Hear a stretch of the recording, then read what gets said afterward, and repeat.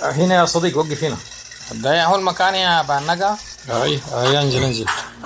عليك الله يا بانجا، انت زول واعي وصاحي. ليه يا طيب، مالك في شنو؟ يا اخي محل اسمه اخر نظرة، كيف ترحل عفشك معاه يا بانجا؟ يا اخي ده انا ضل في الدولاب ما برحلها معاه. تعرف يا طيب، انا لما جيت شحنت معاه قال لي خلال 3 يوم بس استلم عافشك جوا حلتكم. اذا المتكلم مجنون مفروض المستمع يكون عاقل يا فردة. انت شحنت معاه قبل كم شهر يا بانجا؟ شحنت معاه قبل 3 شهور تقريبا. عفشك ده لو بيشيل فيه كرتونة كرتونة وكرسي كرسي فوق ظهره الماكن ده كان وصلهم السودان.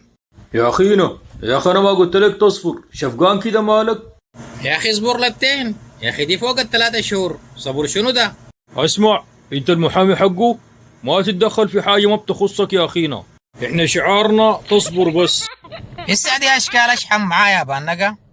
المحل فاضي، عنده برميل واحد وقاعد من فوق له جيجر.